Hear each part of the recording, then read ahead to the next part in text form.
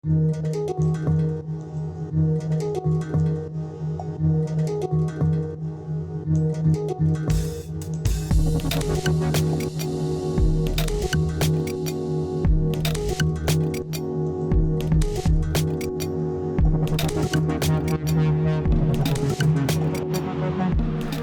everyone, welcome to the Garden of Third Life conference hosted by the Korean National University of Art. My name is Dong-Hyun Lee, a professor of Korean National University of Art, teaching at the cultural theory and art policy and art performance planning and so on.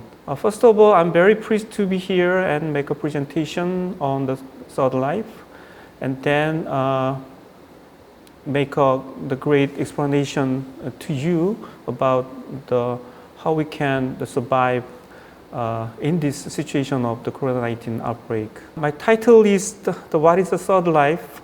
The Advent of a New Lifestyle. First, I will explain the concept of third life, and then explain some cases to understand to the third life and so on. Since 2000 years, looking at a revolutionary change of scientific, technological cultures, the change of ordinary life corresponding to it, and the change of entertainment that people are enjoying now, I guess there comes the age of third life. It is so called, I think, the advent of the third life, in which we are closing culture and science and art and technology. Moreover, as the dual situation of contact and non-contact is continuing during COVID-19 outbreak, I also like to describe this situation as third life.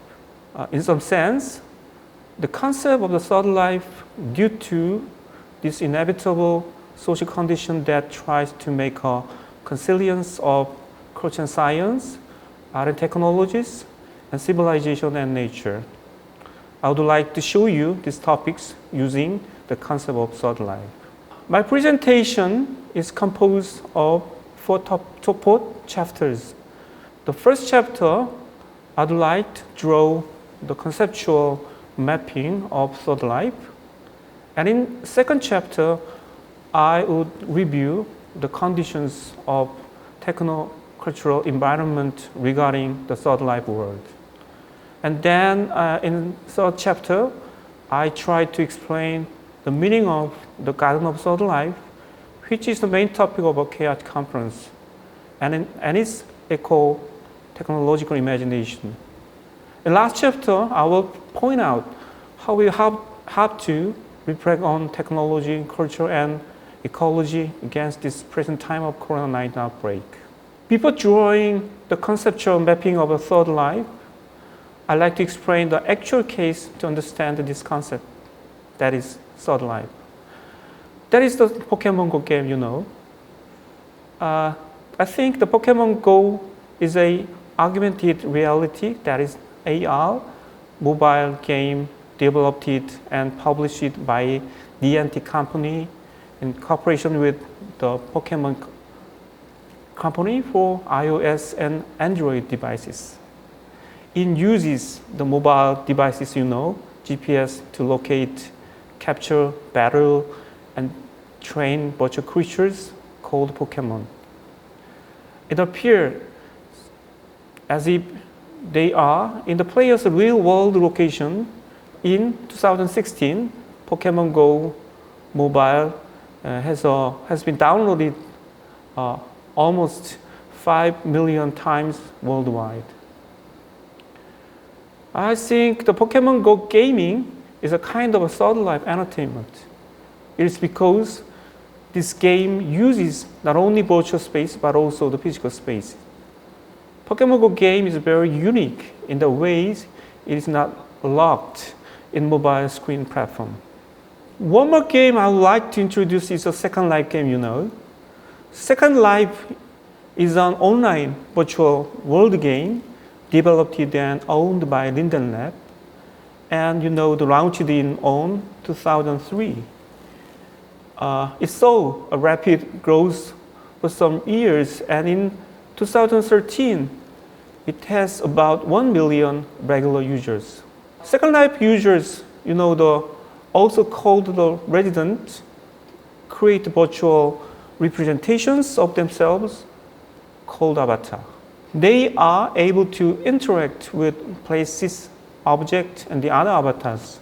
They can explore the world, meet other residents, socialize, participate in both individual and group activities, build, create, shop, and trade virtual property and services with one another.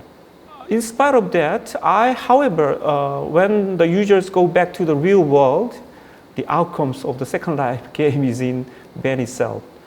They felt reality is very cold and cruel. Unlike the Second Life game, Third Life is a new lifestyle that can be interact virtual spaces with a real space. I think the first life is a physical world, in physical world, people can open the offline meetings and have a great real trips all around the world and have a face-to-face communications. On the other hand, the Second Life is a just virtual world, For example, the world of VR entertainment and MMORPG games is not real one. However, the Third Life is a mixed and convergent world.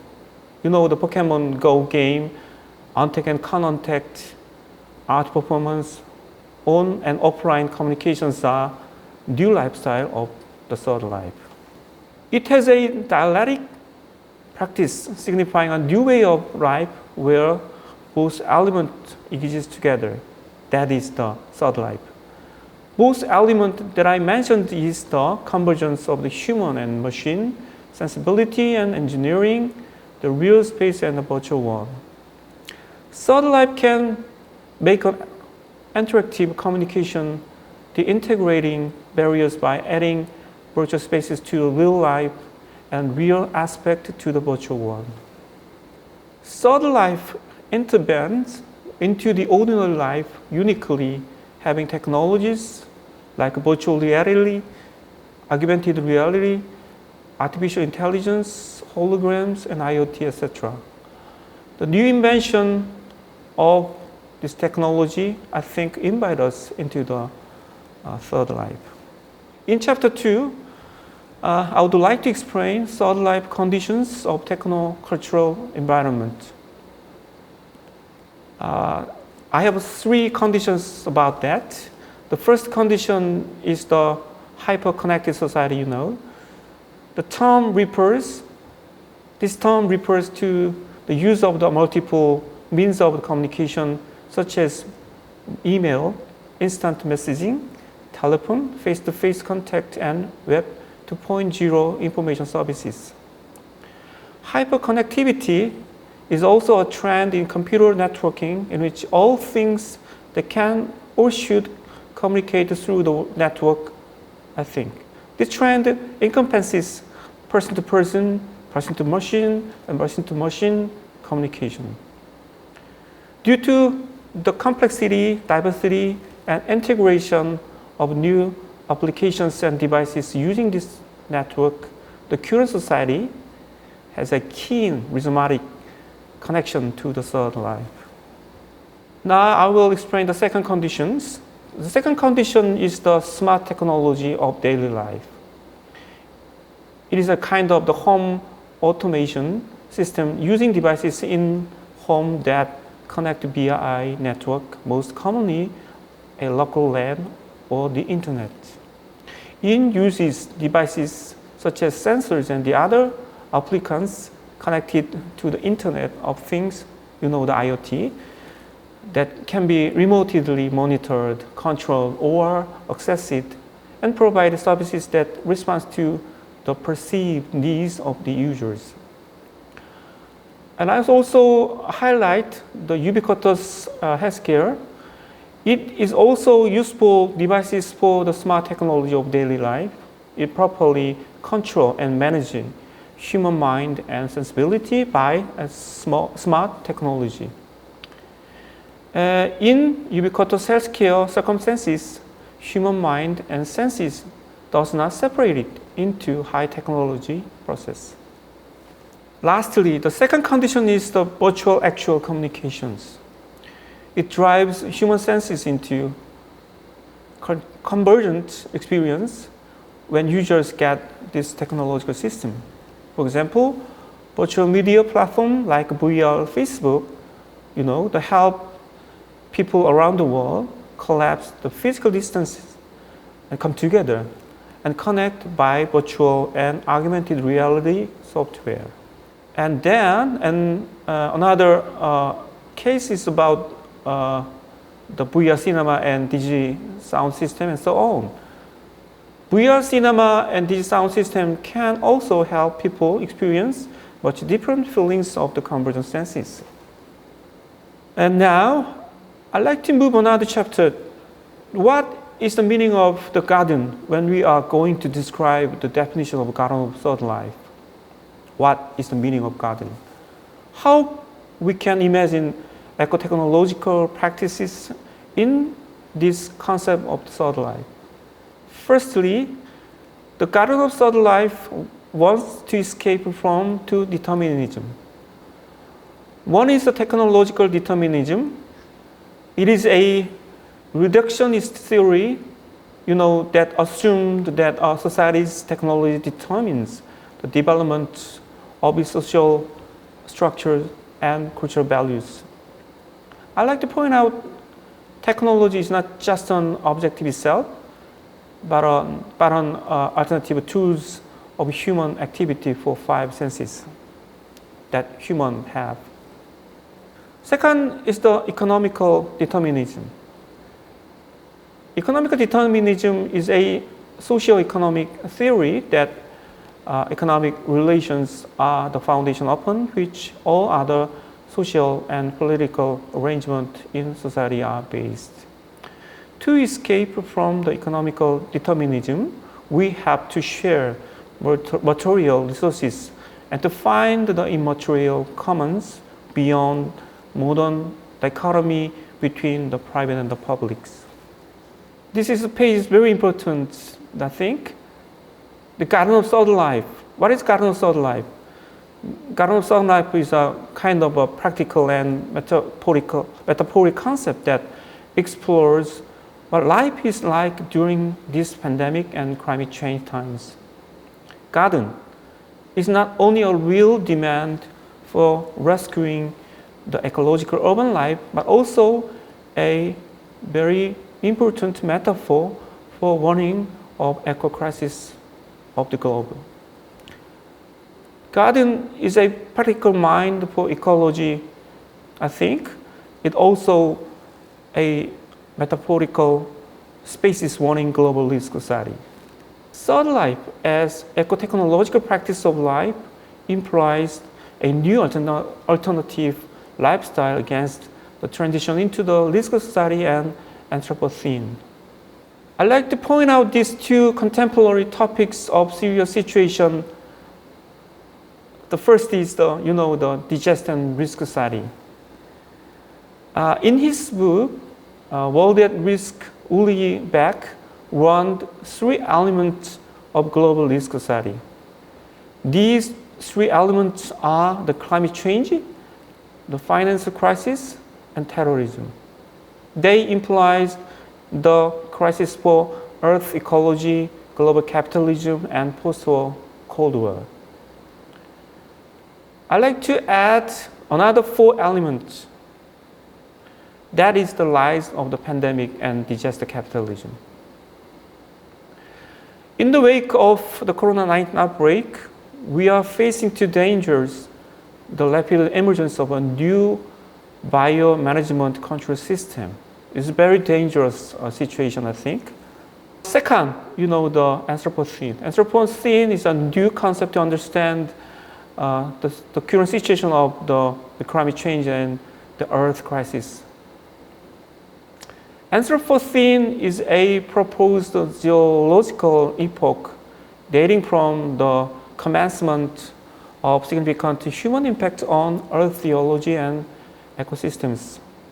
Regarding the problematics of Anthropocene, Dipesh Chakrabarty is a very famous Indian, the post-colonial theorist, he tries to reflect on anthropocentrism's thought, highlighting the difference between Earth, time, and human one. And also, Dana Haraway is a very famous feminist socialist. She suggests to create a kind of ecosystem, eco-technological storytelling that can co-evolve human with unhuman against Anthropocene crisis. I would like to conclude my presentation with the last chapter. This concept of third life is not confirmed. So it is incomplete and unfinished theory, but I think it is at least a considerable and challenging ideation to get away from this COVID-19 outbreak and the crisis of the Earth climate change. First of all, as far as this COVID-19 outbreak is continuing, we have to make multiple imagination toward the post and trans-corona conjunctures and people's lifestyle. Thinking into the third life is not so different from the idea of the trans-corona lifestyle. This is the same condition, the thought about it. And also have to think about the multiple synthesis of the third life toward the trans-corona era, kind of a synthesis of contact and uncontact communication, synthesis of human and nature, synthesis of human and technology, synthesis of technology and ecology, and synthesis of Western civilization and the Eastern one. In my guess, the third life as trans-corona tradition are going to explore a new world of senses. In online journal Accenture in 2020 April reported 5 new human truths that experiences need to address. The first is cost of confidence. The second is the virtual century. The third is healthcare business. The fourth is cocooning. And the last is the reinvention of the authority. These 5 experiences is a kind of the first steps to going to the gate of the third life, I think. We also find a new world open to the third life, entertainment like AR gaming and VR cinema, network performances, and post-human media, art, etc. And I'd like to add the advent of ubiquitous eco-life. Third life, in some sense, is a eco-techno-urban lifestyle that can connect nature and technology and live together. Finally, I finished my presentation highlighting this 3B life for the eco-cultural commune life. This chapter is very important. 3B is my invention. First is the bird life commented by the George Agamben. It contains human reflection on nature and animal, real and virtual spaces and safety and freedom. Second is bold life. It tends to pursue non-excessive spending lifestyle, just living at home, reading books, sleeping, and meditations. Third is a beloved life. It honestly considers the common sympathy for the others, technologies, animals, and natures. And also, we have to consider aesthetic likeness to the art and technology in the era of COVID-19 outbreak, I think. This is my presentation. Thank you for listening. Thank you.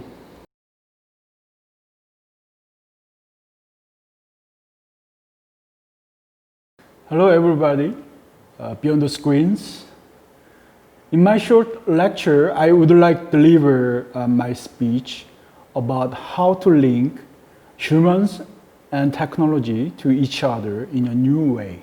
Seoul's main theme at the Ars Electronica 2020 is the Garden of Third Life.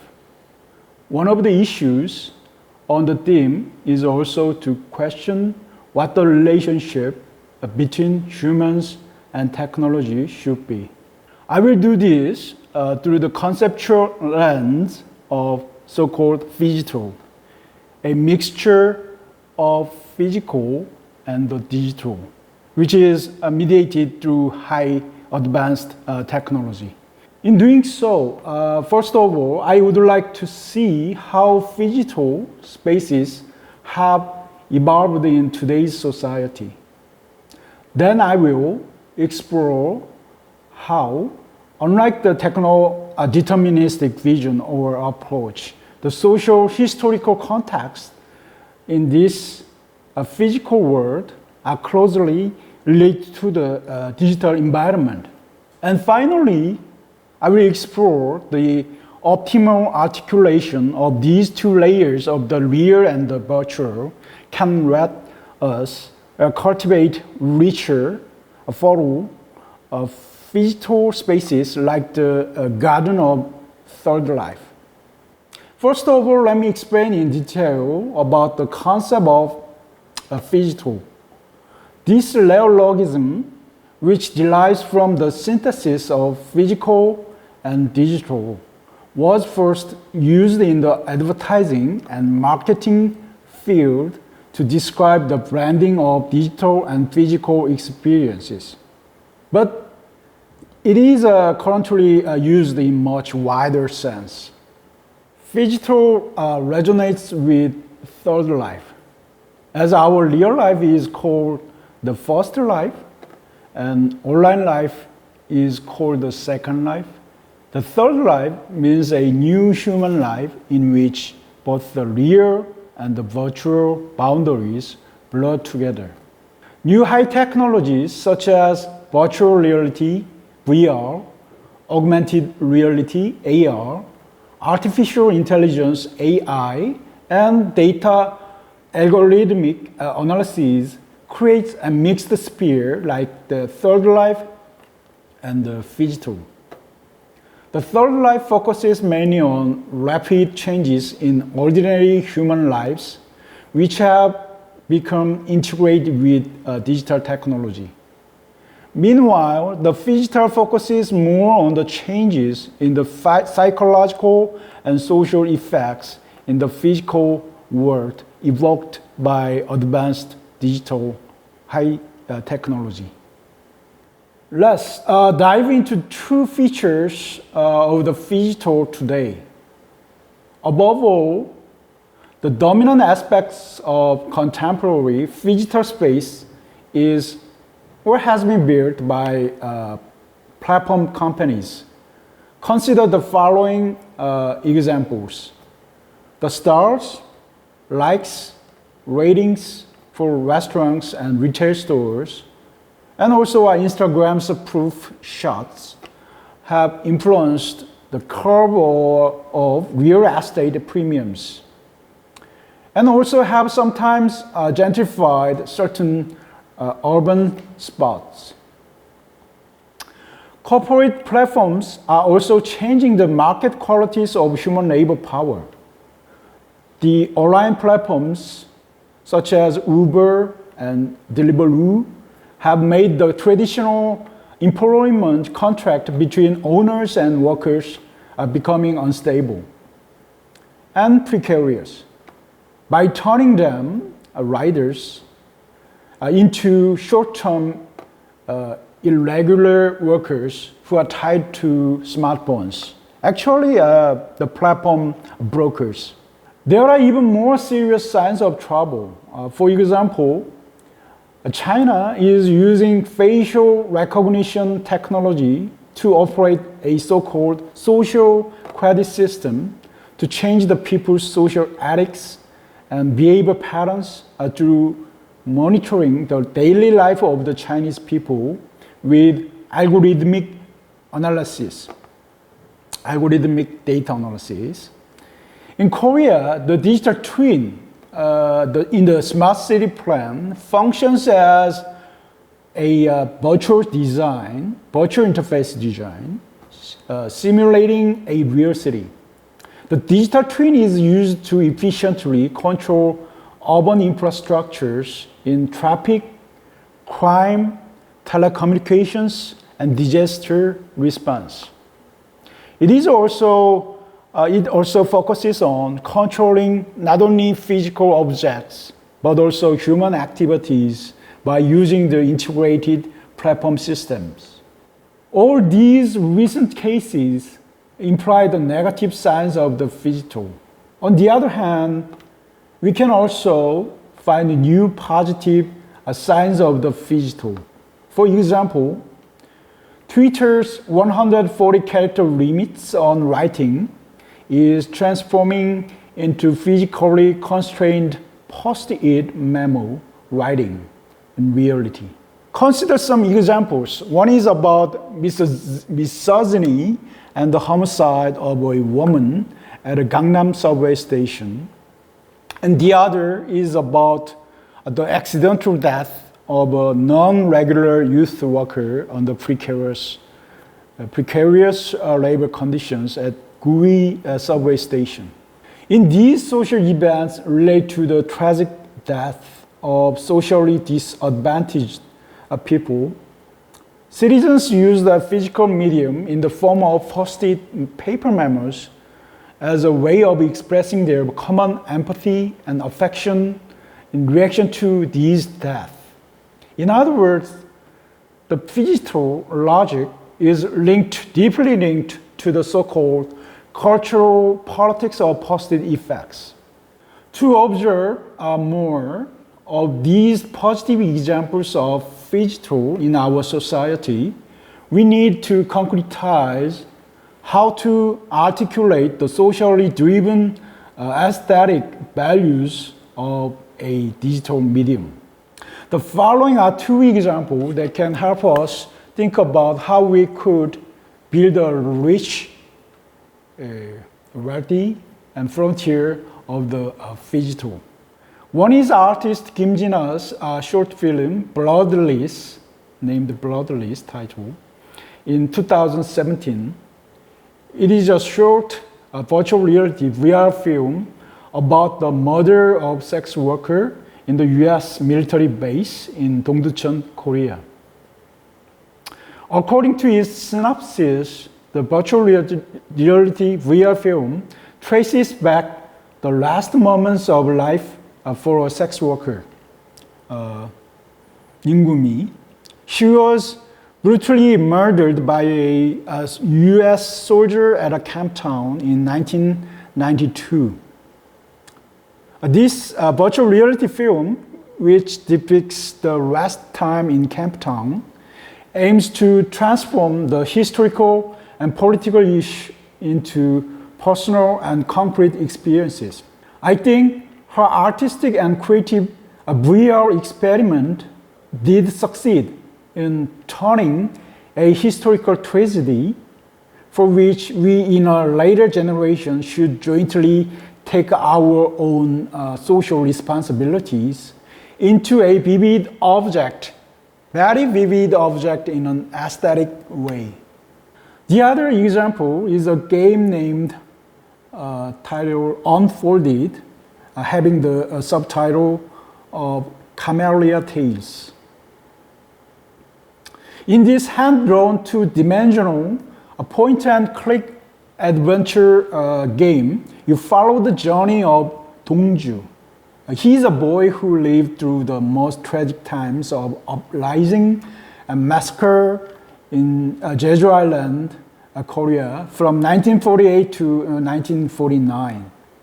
Along with playing a role-playing game in a pedagogical manner, a game player can gain empathy and a deeper emotional connection with past generations who experienced a tragic historical event. It is said that technology shapes us by changing the way we make sense of the world. The concepts of both the digital and the third life embrace the leading realities of technology surrounding our lives.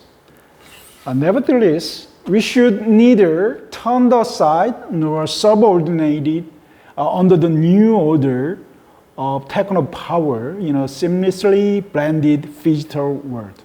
In the mainstream artistic and business field, the logic of Phygital tends to develop the interactive and immersive extension of human senses with the help of high technology, high digital technology. Most customers living in platform capitalism rely heavily on technology consumption in the COVID-19 era, such as experiencing entertainment content and using safer platform delivery services. Meanwhile, it is a well-known fact that humans also shape technology. We can imagine a techno future critically built by ourselves, one that is different from its techno-deterministic version. As mentioned earlier, the affluent garden or a garden of the third life could be prepared with socio-historically inspired techno practices.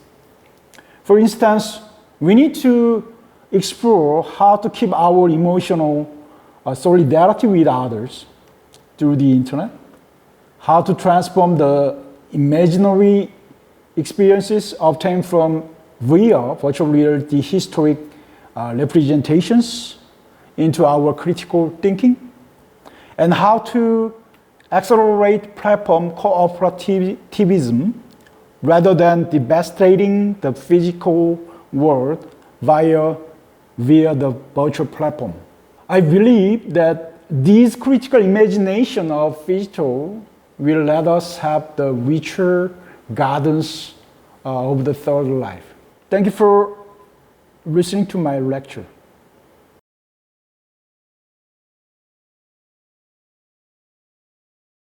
예, 안녕하세요. 오늘 서드라이프에서의 예술 강의를 진행할 유원준입니다. 오늘 서드라이프에서의 예술이라는 제목으로 거기에 제가 이제 부제를 인공적 현재성과 현재적 가상성이라는 부제를 달아놨는데요. 이런 특성을 중심으로 예술의 흐름이 어떻게 앞으로 진행될지, 그리고 최근에 또 이 코로나 사태로 인해서 비대면 방식의 어떤 예술 형식 내지는 예술을 경험하는 방식들에 대한 논의가 뒤따르고 있는데요.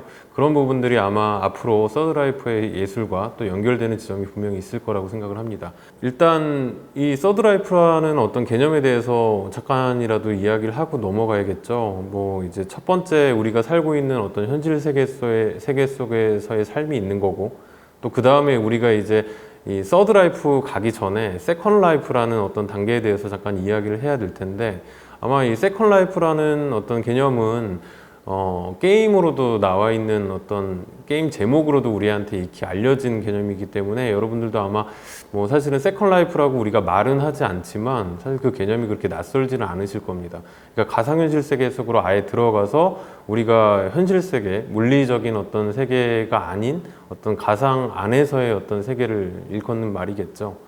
자, 그렇게 만약에 퍼스트 라이프랑 세컨 라이프를 정의한다라고 하면 당연히 서드 라이프는 뭐지? 라는 궁금증을 가지실 수 있을 것 같아요. 사실은 뭐 지금 제가 화면에 이 동굴벽화를 띄워놓고 있는데요. 우리가 퍼스트 라이프에서 예술을 감상하는 방식은 직접 그 예술 작품 내지는 예술적 대상과 조우를 하고 마주하는 경험이겠죠. 그래서 과거로부터 원신들도 이렇게 동굴 안에다가 이미지를 만들어 놓고 그런 어떤 예술적 영감, 물론 이제 동굴벽화는 여러 가지 목적과 기능을 가지고 있는 어떤 그런 대상이라고 볼 수 있겠지만, 우리가 예술을 감상하는 어떤 측면에서 보자면 이런 어떤 접근 방식은 퍼스트 라이프에서의 예술이라고 볼 수 있을 겁니다.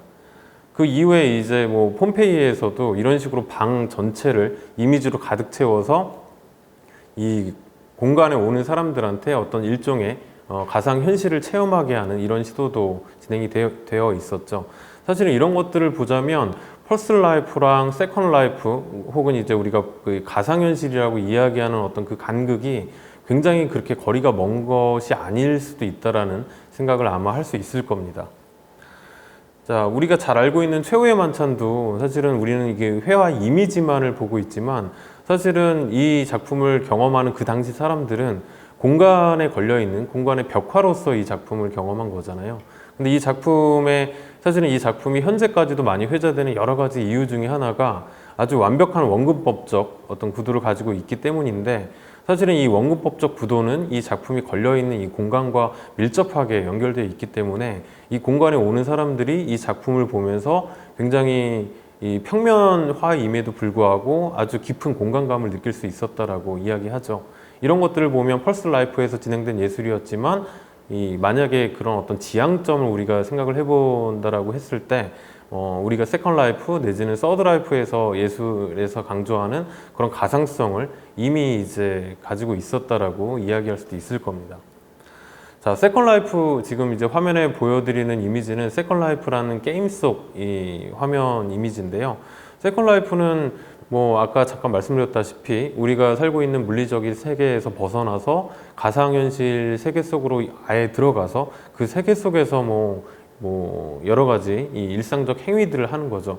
그래서 이 게임의 제목도 세컨 라이프라고 한 제목을 붙인 이유가 사실은 뭐 우리가 알고 있는 여러 가지 게임들과 다르게 이 게임은 사실 어떤 뚜렷한 목적을 가지고 어떤 미션을 클리어해야 되는 어떤 그런 게임이 아니라 우리가 일상생활 속에서 여러 가지 행위를 하면서 삶을 영위하듯이 게임 세계 속에서 여러 가지 활동을 할 수 있게 만들어 놓은 일종의 플랫폼 역할을 수행하고 있는 거겠죠. 그래서 우리가 이 작품을 단순히 게임으로만 이해하고 해독하는 게 아니라 다른 여러 가지의 어떤 삶을 위한 플랫폼으로도 이야기하고 있는 겁니다. 예술 쪽에서도 이런 시도는 있었죠. 지금 화면에 보시는 작업은 1995년도 차 데이비스의 오스모스라는 작업인데요. 이 작품은 아예 이 HMD라고 이야기하는 헤드 마운티드 디스플레이를 착용을 하고 다른 세계 속으로 들어가서 예술적 경험을 하게 만드는 그런 작품이었습니다. 최근에는 이제 구글 같은 데서 이 구글 아트 프로젝트라는 어떤 아주 대규모의 프로젝트를 진행하고 있잖아요. 이런 어떤 프로젝트는 직접 우리가 미술관에 가지 않더라도 온라인을 통해서 예술 작품을 감상하고 특히 미술관에 간 것과 같은 경험을 하게 만드는 그런 프로젝트였죠. 이런 프로젝트가 어떤 의미에서는 우리 펄스 라이프하고 대비되는 세컨 라이프에서 예술을 어떻게 감상하는지에 대한 일종의 해답을 보여주고 있는 프로젝트라고 볼 수 있을 겁니다.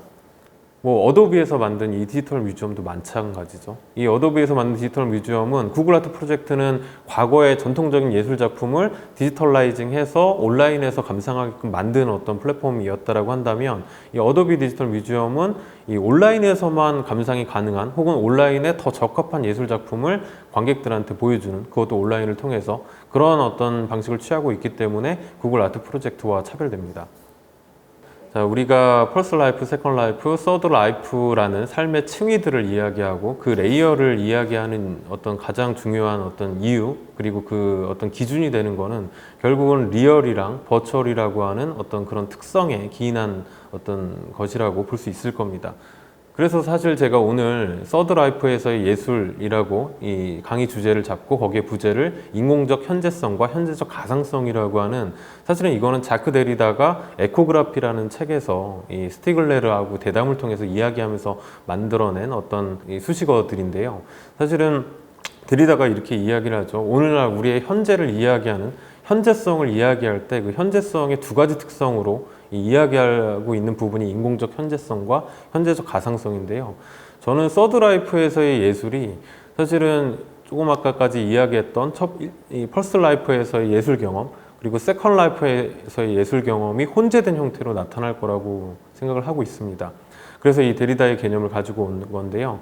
데리다가 이 현재성을 이 두 가지 특성으로 왜 이야기하는지를 조금 작품을 통해서 좀 말씀드리도록 하겠습니다. 지금 화면에서 보이시는 그 이미지는 이 9.11 사건을 TV에서 어떻게 중계하고 있는지를 보여준 장면인데요. 사실 아마 뉴욕의 그 당시에 맨하탄에 계신 분이 아니고서는 아마 9.11이라는 사태를 아마 TV를 통해서 여러분들 많이 이제 경험을 하셨을 겁니다. 그런데 사실 이 9.11 사건 이외의 여러 가지 사건들도 우리가 마찬가지로 이 TV를 통해서 전달을 받는다라는 거죠. 사실 이런 어떤 상황에 대해서 우리가 좀 생각을 해볼 필요가 있습니다. 지금 당연히 이 9.11 사건은 현실에서 실제 벌어졌던 어떤 사태를 이 카메라가 촬영을 해가지고 시청자들한테 전달하는 포맷으로 우리가 경험을 하게 된 사건인데요. 사실 이 사건을 보면서 많은 사람들이 그랬죠. 이걸 실제로 라이브로 이제 생중계로 보여줌에도 불구하고 정말 저게 실제 벌어진 사건이야? 뭐 영화나 마치 드라마에서 나오는 어떤 그 테러 어떤 사건 같은데 이런 식의 어떤 경험들을 했던 분들이 꽤 많을 겁니다. 이런 방식으로 현실을 우리한테 보여주고 있음에도 불구하고 어떤 TV 그리고 이 카메라를 통해서 우리한테 이런 어떤 사건들이 전달되고 있기 때문에 이런 어떤 현재가 인공적으로 구축될 수밖에 없다라는 게 데리다의 의견인 거죠. 그리고 데리다가 현재성이라는 말 자체를 액주알리떼죠. 이 불어에서 사실은 이 말이 특히 복수로 사용된 경우에는 관용적으로 뉴스나 시사라는 말로 풀이된다라고 해요. 그래서 이 에코그라피라는 책에서 데리다가 이 현재성이라는 말을 실제 우리 현재와 뉴스와 시사를 같이 중의적으로 의미하는 말로 사용을 하면서 뭐 풀이를 해보자면 미디어에 의한 현재성의 구성 및 조작이라는 의미를 가지고 사용을 합니다. 그렇게 이해를 해보자면 아까 인공적 현재성이라고 이야기하는 데리다의 어떤 이 개념어를 우리가 조금 이해할 수 있겠죠. 뭐 조금 더 쉽게 이야기를 해보자면 인공적 현재성은 우리 주변에 있는 현실이 우리 주변에 또 역시 늘상 존재하고 있는 기술 매체의 공정을 거쳐서 우리한테 도달한다라는 이야기입니다. 그렇기 때문에 있는 그대로의 현실로서 시청자가 받아들이고는 있지만 그 현실은 이미 조작된 현실 내지는 인공적인 공정을 거친 현실이라고 이야기할 수 있겠죠. 그게 이제 데리다가 이야기하는 인공적 현재성이라고 이야기할 수 있을 겁니다. 자, 지금 보시는 영상은 아마 여러분들 보신 적 있으실 건데요. 최근 많이 문제가 되고 있죠. 딥페이크라는 기술을 통해서 어떻게 보면 현실에서 일어나기 어려운 어떤 상황들을 아예 영상으로 합성을 시켜서 보여드리는 그런 기술입니다. 지금 오바마가 이야기를 하고 있는데요. 이 영상이 처음 등장했을 때 굉장히 많은 사람들이 사실은 당연히 오바마가 이야기한 어떤 이 실제 사건으로 받아들였죠. 사실 지금 이 유튜브에 떠들고 있는 이 영상의 제목도 여러분들이 실제 이 영상의 주인공을 알아맞힐 수 있겠습니까? 라는 제목을 가지고 있어요. 오바마의 어떤 기존의 연설들, 오바마의 어떤 말하는 행위들, 습관들을 다 분석을 해가지고 실시간으로 합성을 해버린 겁니다. 오바마가 이야기한 거 아니에요. 그렇지만 오바마가 실제로 이야기한 것처럼 시청자들은 느낄 수밖에 없겠죠. 이런 방식의 어떤 시도들이 최근에 등장을 하고 있습니다. 아까 인공적 현재성에 대해서 이야기를 했다면 이제는 현재적 가상성에 대해서 이야기를 해보죠. 조금 아까 오바마가 이야기한 거는 현실이 아닙니다. 물론 현실의 조각들을 이어붙이기 위해서 가상적으로 만들어낸 거죠. 그럼에도 불구하고 현실에서 오바마 대통령이 실제로 저런 이야기를 하지 않았기 때문에 저거는 현실이라고 볼 수 있는 어떤 근거가 없겠죠. 그렇기 때문에 우리는 그거를 가상이라고 이야기할 수 있을 겁니다. 근데 이 가상 또한 기술 매체의 공정을 통해서 시청자들한테 현실로 지금 전달되는 이런 어떤 상황들을 우리가 현재적 가상성이라고 이야기할 수 있을 겁니다. 저는 오늘 서드라이프에서의 예술을 이야기하기 위해서 데리다의 이 두 가지 개념어를 가지고 와서 여러분들한테 소개를 드리고 있는데요. 앞서 말씀드렸던 인공적 현재성, 그리고 지금 말씀드리고 있는 현재적 가상성, 이 두 개의 개념은 굉장히 밀접하게 연결되는 개념이지만 또 굉장히 다른 어떤 지점들을 우리한테 이야기해 줍니다. 귄터 안더스와 같은 학자는 굉장히 이제 유명한 이 아티클을 남겼죠. 인간의 골동품성이라든지 패턴과 매트릭스로서의 세계라는 글을 통해서 TV라는 어떤 매체에 대해서 집중을 합니다. 그래서 이 TV라는 매체가 새로운 어떤 팬텀층이라는 걸 만들어서 우리가 가지고 있는 실제를 잃어버리게 만들 거라는 어떤 예견을 하는데요. 지금 앞서 데리다의 개념어를 빌어서 제가 말씀드리고 있는 인공적 현재성 내지는 현재적 가상성이 지금 귄터 안더스가 이야기하는 이 팬텀으로서의 우리한테 보여주고 있는 실제를 잃어버리게 만드는 그런 지점과 연결되는 부분이라고 볼 수 있을 겁니다. 사실 근데 이런 방식의 시도들은 현재 최근에 와서 TV를 위시한 새로운 미디어를 통해서만 만들어진 게 아니죠. 과거로부터 있어 왔습니다. 지금 슬라이드에서 보시는 이미지는 매직 랜턴이라는 기구를 통해서 커튼 뒤에서 이 어떤 환영적 이미지를 만들어내면 사람들이 그걸 보면서 굉장히 막 놀라워하고 아주 즐기는 그런 어떤 장면을 보여주는 일러스트인데요. 사실 이때 사람들은 이 매직 랜턴이라는 기계를 잘 몰랐기 때문에 이 커튼에 떠오르는 어떤 이미지를 보면서 마치 귀신과 어떤 혼령이 나타난 것 같은 그런 어떤 충격을 전달받았을 겁니다. 이것도 일종의 어떻게 보면 아주 현재적으로 가상적 이미지를 사람들한테 보여주는 기술이었던 거죠. 자, 이 작업은 이 1900년대 시도된 파리 엑스포에서 나왔던 시베리아 익스프레스를 보여주는 건데요. 이게 뭐냐면은 이 화면에 보시면 오른쪽에 이제 관람객들이 자리하고 있고 왼쪽에는 우리 연극이나 오페라 공연 보면은 무대 미술이라고 하죠. 여러 가지 층위를 만들어서 이 관객들한테 여러 가지 이미지들을 계속 줄지어서 보여주는 겁니다. 관객들은 일종의 가상현실 세계 속으로 빠져들게 되는 거죠. 이런 장치를 통해서. 자, 지금 슬라이드에서 보시는 이미지는 블랙 아이드 피즈라고 하는 유명한 이 아티스트 그룹이 이 실제 공연에서 두 명이 어떤 사정이 있어서 실제 공연에 참석하지 못하게 됐대요. 그래서 지금 제가 이런 어떤 비대면 방식으로 강의를 진행하는 것처럼 이들은 좀 더 적극적으로 홀로그램 이미지를 사용해서 실제 4명이 이 공연을 진행하고 있는 것처럼 관객들한테 보여드렸죠. 근데 이 공연이 계속 이제 홀로그램으로 이 2명의 이 현실에 참석하지 못했던 그 사람들을 구현하다가 이 공연 말미에 지금 이 화면의 하단부에 보시는 것처럼 막 블럭들로 이렇게 해체돼 가지고 이 2명이 홀로그램으로 만들어낸 이미지라는 걸 보여줍니다. 관객들은 당연히 아주 너무너무 놀랬죠. 그리고 우리의 현재 기술이 실제 하지 않더라도 실제 하는 것처럼 보여주는 어떤 그런 기술이 충분히 지금 등장하고 있다는 것을 알리는 사건으로서 굉장히 유명해진 공연입니다. 자, 지금 보이시는 영상은 뭐 아마 좋아하시는 분들도 많으시겠지만 하츠네 미쿠라고 하는 일본 캐릭터입니다. 이 하츠네 미쿠는 굉장히 오래전부터 이 홀로그램으로 이 공연을 진행을 해오고 있죠. 자, 조금 아까 블랙 아이드 피즈가 실제 존재하는 사람을 홀로그램으로 만들어서 공연장에 세운 것과 이 하츠네 미쿠의 공연장은 기술적으로 굉장히 유사하죠. 홀로그램 영상을 투사해서 가상적으로 이미지를 만들어내고 있으니까요. 그런데 존재론적으로 보자면 굉장히 상이합니다. 앞서 이 블랙 아이드 피즈는 실제 존재하는 사람을 가상적으로 만들어낸 거고요. 하츠네 미쿠는 실제 존재하지 않습니다. 이 존재 자체가 가상적으로 만들어진 어떤 이 존재라는 거죠. 그럼에도 불구하고 이 지금 공연 실황은 아주 가상적으로 만들어져 있지만 이 공연을 보는 관객들한테는 실제하는 현실입니다. 이런 어떤 상황들이 우리한테 점점 더 많이 등장하고 있다는 겁니다.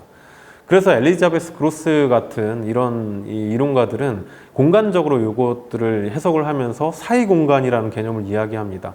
그러면서 기술적 그리고 매개적 더시움을 통해서 생성된 이런 사이 공간이 앞으로 점점 더 확장될 거라고 이야기를 하면서 이런 사이 공간이 잠재성의 공간이자 그것을 구성하는 어떤 사실은 우리가 마주하고 있는 현실 세계는 아주 동일성으로 점철된 공간이죠.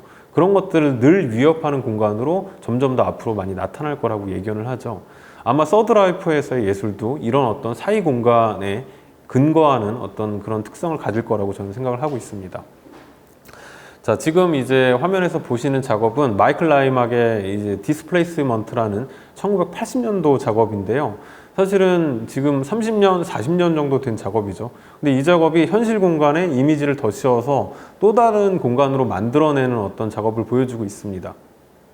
제가 서드 라이프에서의 예술 그리고 인공적 현재성과 현재적 가상성이라고 하는 두 가지 특성을 잘 보여주는 작품으로 그 한국의 작가인 정현두 작가의 작품을 좀 소개해 드리려고 하는데요. 이 작품은 2014년 일본의 아트타워 미토에서 진행됐던 블라인드 퍼스펙티브라고 하는 작업입니다.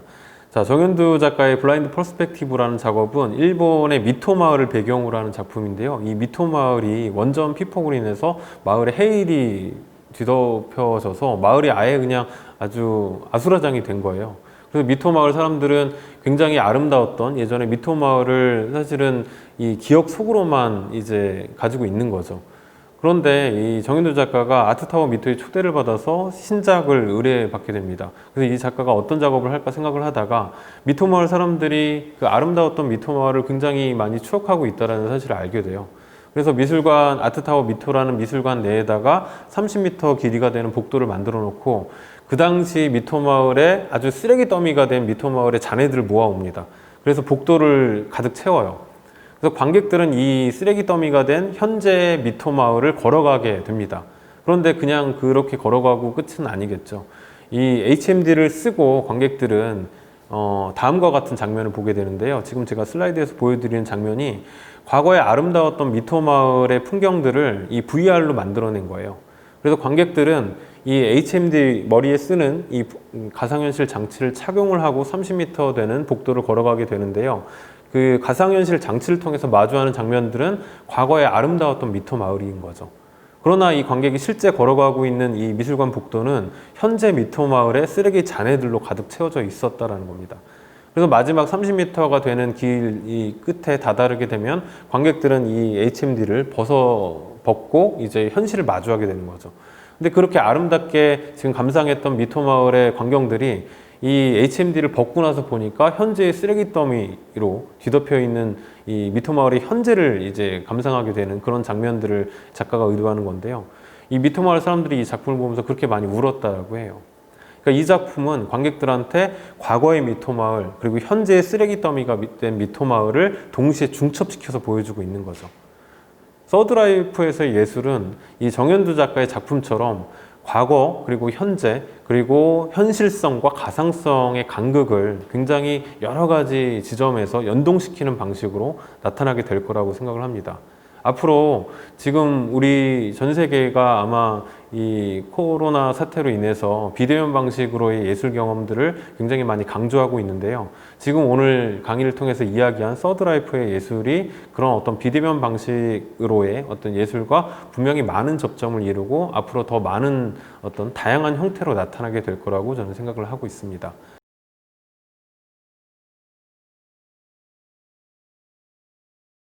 안녕하세요. 저는 한국예술종합학교에서 학생들을 가르치고 있는 조충현입니다. 최근에 저희 학교 팬데믹 시기에 어려운 시기이지만 교환학생 프로그램이 있었고요. 저희 잘 마치고 돌아간 독일 학생이 있었어요. 근데 그 학생이 남기고 간 아주 기억에 남을 멘트가 뭐였냐면 한국은 그린 국가라는 거였어요. 되게 이상했거든요.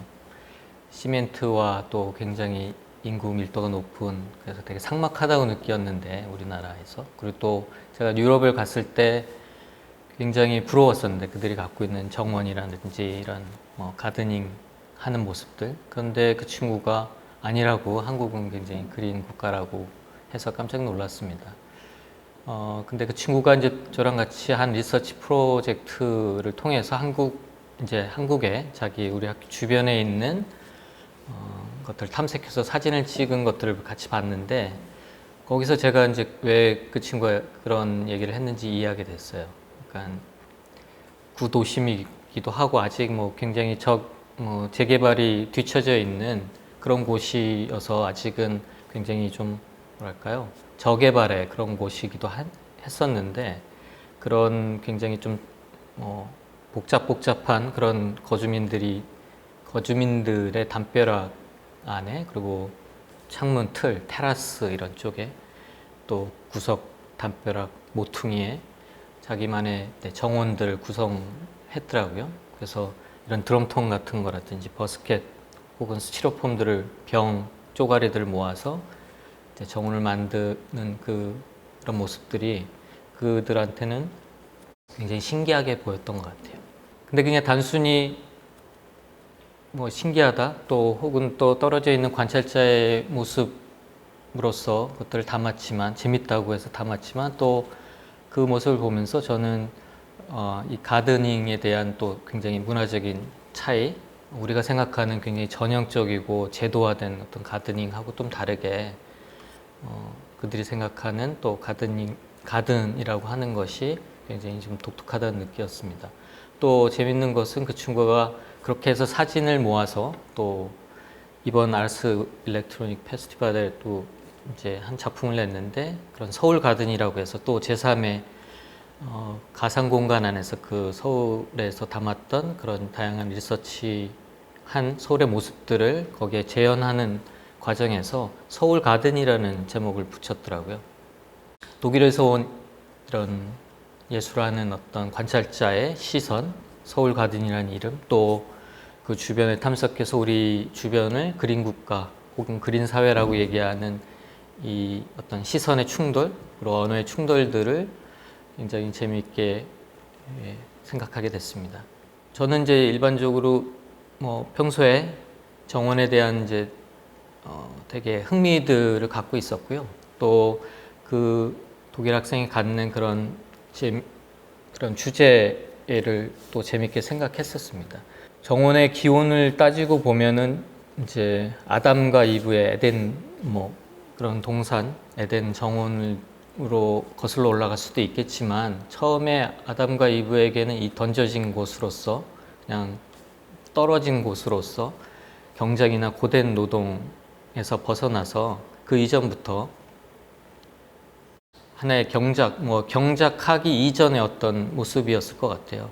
항상 그쵸, 뭔가 생존하기 위해서 뭔가를 만들기 이전에 아담과 이브는 그곳에서 무엇을 했을까 생각해 보면 그 정원이라는 그 공간은 어떻게 보면 굉장히 새롭게 뭔가를 만들었던 우리한테 굉장히 가까이 있는 창작의 어떤 원천 같은 것이었겠다라는 것들을 알게 됐습니다. 그래서 제가 자료에도 보여드린 것처럼 트랜지토리 가든 혹은 업루티드 라이브라는 사진집에서 보여지듯이 뉴욕에 굉장히 소외되어 있는 홈리스들도 그들의 척박한 그런 삶의 이면에서 뒤에서 자기가 쉽게 구할 수 있는 쓰레기라든지 혹은 버려진 물건들을 가져다가 굉장히 이상화한 자기만의 어떤 가든 정원들을 꾸미는 것들을 볼 수가 있습니다. 이런 정원이라고 하는 것이 굉장히 창작과 밀접하게 연결되어 있고 또 우리 내면에 있는 굉장히 원초적인 만들기 혹은 예술과의 어떤 개념과도 연결되어 있어서 저는 제 수업 안에서 예술 창작과 연결시켜서 가드닝 프로그램, 가드닝 워크숍들을 많이 집어넣으려고 했던 것 같아요. 그래서 만들기를 통해서 뭔가 예술과의 접점들을 또 예술 창작이 갖는 어떤 이런 어려움 혹은 기쁨 이런 것들을 환기시킬 수가 있겠다라는 생각이 들고요. 또 식물이라고 하는 것은 사실 예측 불가능하잖아요. 우리가 키우기가 많이 키워보셨던 경험들이 있지만 많이 또 죽이잖아요. 대부분 많이 죽입니다. 그래서 이런 생명을 다룬다는 것이 굉장히 어려운 문제이기도 하지만 또 우리가 지금 디지털 환경 안에서 새로운 예술 창작에 대해서 고민을 할 때 우리가 생명을 닮은 혹은 인공 생명에 대한 부분들도 디지털 안에서 그런 것들을 계속 접목시키려고 노력을 하는데 그런 측면에서도 굉장히 유사성이 있고 이런 것들을 학생들이 구체적으로 디지털 예술과 관련된 어떤 랜덤마이어 시스템이라고 하는 건데 이제 생태 패턴들을 만들어내고 그것들을 인공지능이라든지 코딩과 연결해서 뭔가 발전시키는 제네레티브한 어떤 것들을 만들어내는 노력들을 할 때 그것들을 코딩 가운데서 굉장히 건조하게 스크립팅으로 이해하는 것이 아니라 실질적으로 이것이 어떤 결과로 발전되는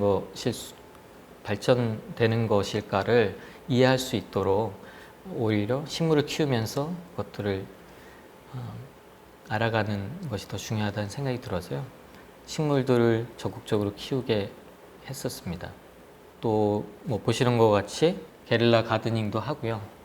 같이 햇볕을 맞으면서 또 그냥 단순히 가드닝 식물을 키우는 것뿐만 아니라 저 식물들을 어디에 배치하고 위치시킬 것인가 또 그것이 갖고 있는 그 공간의 어떤 알고리즘 이런 것들을 어떻게 변화시킬 수 있을까 이런 것들도 같이 고민하게 됐던 것 같습니다.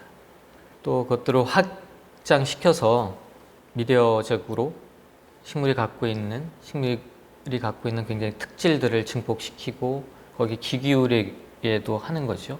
그래서 사운드웍 같은 것들을 식물을 가지고 연주를 한다든지 식물과 어떤 구조체와 연결을 해서 근사한 어떤 구조체를 만들고요. 또 그 안에서 퍼포머들을 초대하고 새롭게 그 안을 새로운 공연의 장, 무대의 장으로도 구현시키는 그런 연결점들을 계속 찾았던 것 같습니다.